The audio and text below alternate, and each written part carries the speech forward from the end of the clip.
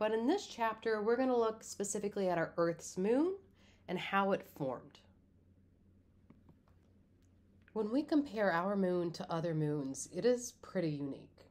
The first thing that makes it unique is its size.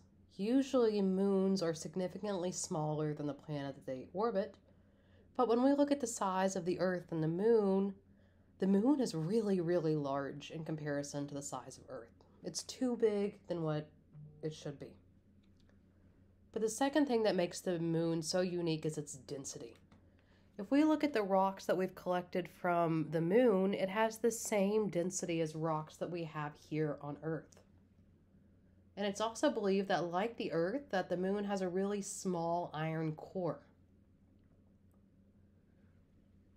But the last thing that makes our moon so unique is the fact that it no longer has an atmosphere, but it used to be tectonically active. It's no longer active, but it used to have plate tectonics very similar to our planet. But over time, the moon cooled down and tectonics stopped. And since then, the surface has been hit by tons and tons of micrometeorites. So meteorites are fairly big objects, but micrometeorites might be something as small as a grain of sand. Because it doesn't have an atmosphere, nothing slows down those grains of sand before they collide with the surface. So when we have an entire surface that's constantly being hit by small pieces of solid objects, what happens is it basically sands down the surface. So we're going to say that there are areas of our moon that have a very smooth landscape.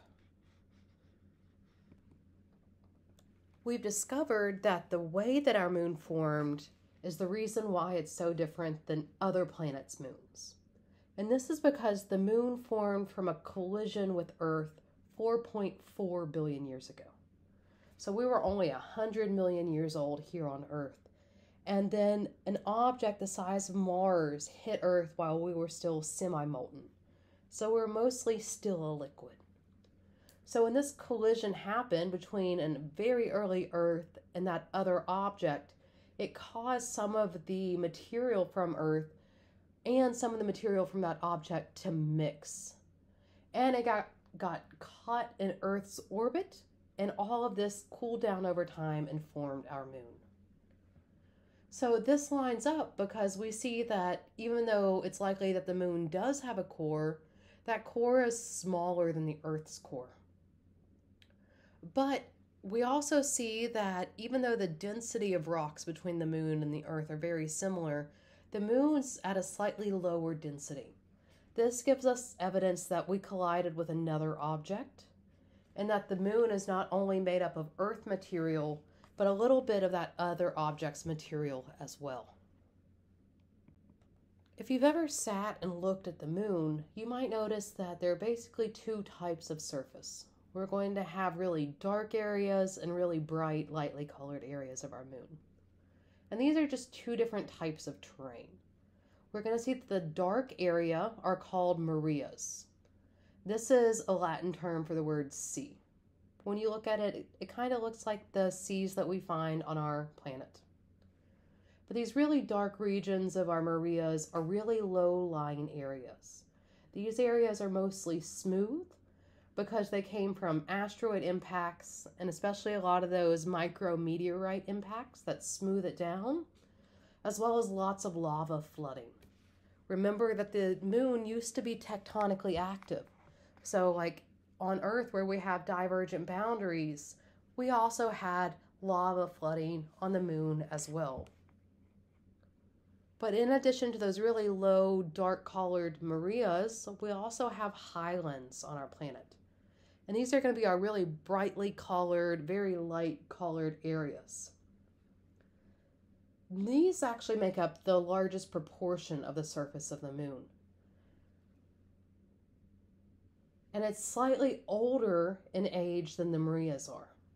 So with these highlands, they're very heavily cratered.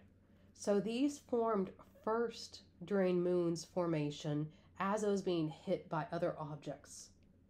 But over time, we see that the Marias formed after the highlands by smaller asteroid impacts and by lava flooding, creating these lower lying areas.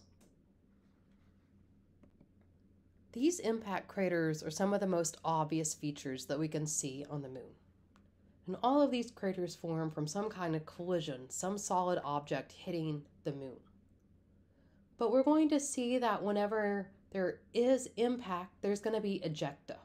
Some of the material that made up the surface is going to be ejected from the surface deep into space. But we're also going to see that the impact crater is going to change over time. When that collision first happened, rays will develop.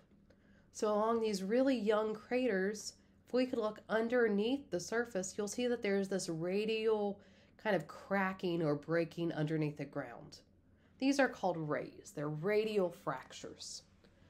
But over time, when the moon was still really young and tectonically active, it had magma that could rise towards the surface and start filling in some of these rays.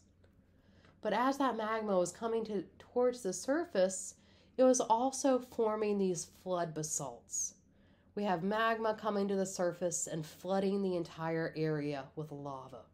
It's going to create those mareas, those dark-colored, basaltic, very smooth mareas. But another important part of our surface of our moon is called lunar regolith. And this just means that it's moon dirt. It's going to cover most of the surface, whether it's just a few centimeters up to several feet thick.